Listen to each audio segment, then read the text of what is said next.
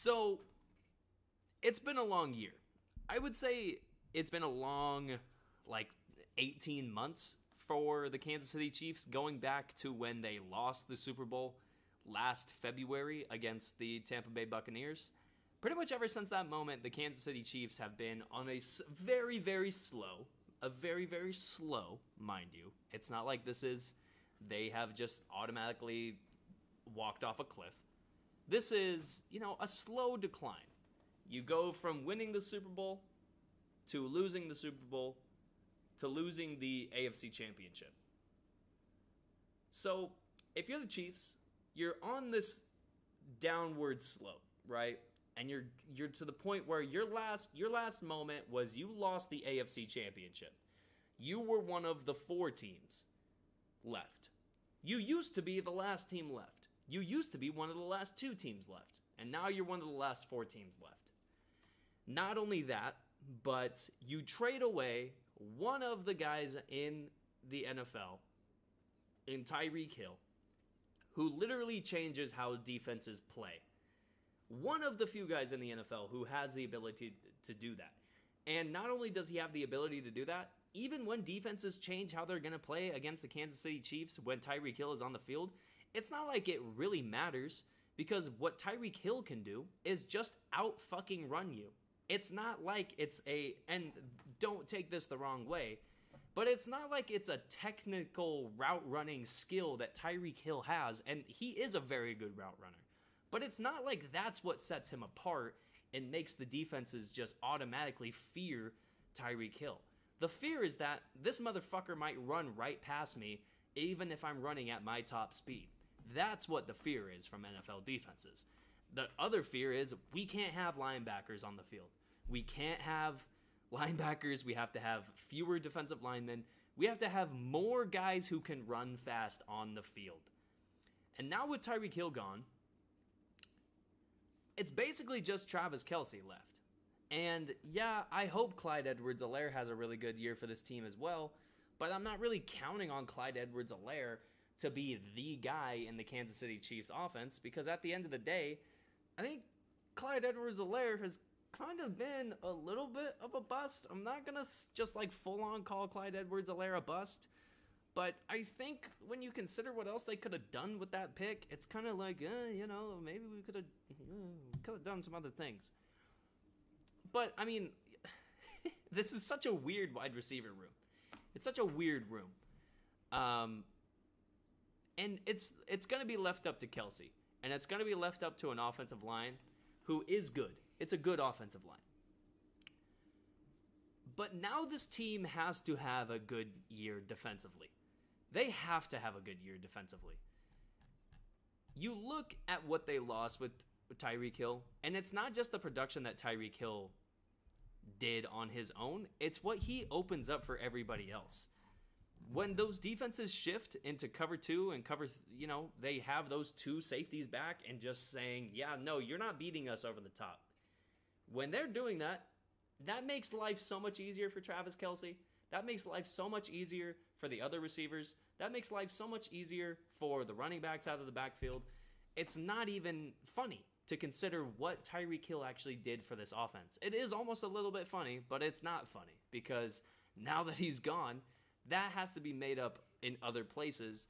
And there's not really anybody on this roster that you're going to look at. I mean, are you going to look at Juju Smith-Schuster and say, yeah, he could be our number 1 receiver?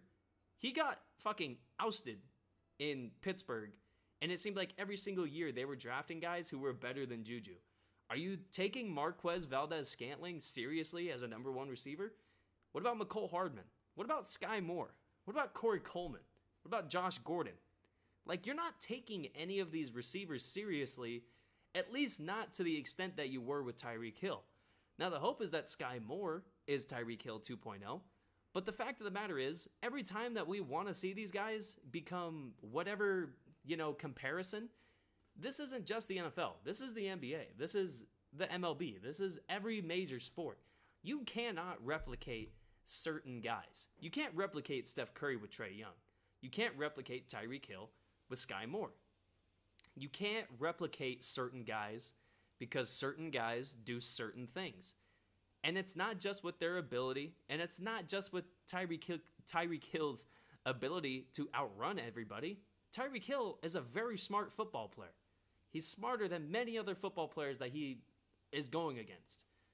And he can use that alongside his speed to absolutely dust people. And are you really going to rely on a rookie in Sky Moore who, look, shoot, I have him on my fantasy team. I want him to do this. And I expect that at some point we're going to see something from Sky Moore. And we have seen a couple things from Sky Moore in the preseason where even though he hasn't caught one of those long passes, he's caused pass interferences. And he's made positive plays in the deep game for Kansas City already in the preseason. And look, that's the hope. He's gonna get looks. He's gonna get looks because he has that Tyreek Hill mold of a player. But if he can't put together the mental aspect of it, like Tyreek Hill was able to in Kansas City, then it's not gonna work, and it's gonna cause some dysfunction in this roster. And it's weird to think that this could be the worst team in the AFC West. It's weird to think that because they could still make the playoffs with the new playoff rules. They could still be the 7th seed in the AFC and be the worst team in their division. And they kind of would have like I don't know if they would have that underdog appeal to them because it's Patrick Mahomes. It's Patrick Mahomes, guy. What do you mean, underdog? But with how much they're going to have to rely on this defense, look, man, as a Houston Texans fan, I wouldn't be just so excited that we have Justin Reed. I wouldn't be just so excited that our linebacking core, who has been suspect not only in this year, but has been suspect for like 5 seasons now. We're still relying on Willie Gay. We're still thinking that some of these guys can make a difference for this team. I'm not seeing it.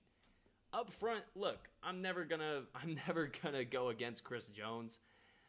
What has been constructed on this defensive line does deserve some credit between Chris Jones, between Frank Clark, between Dunlap, between Naughty, between Karlaftis. They have a really good defensive line. That has to be admitted. But if the secondary is not going to be able to plaster the receiving core and the tight end, then what's it even fucking matter if you have a good defensive line?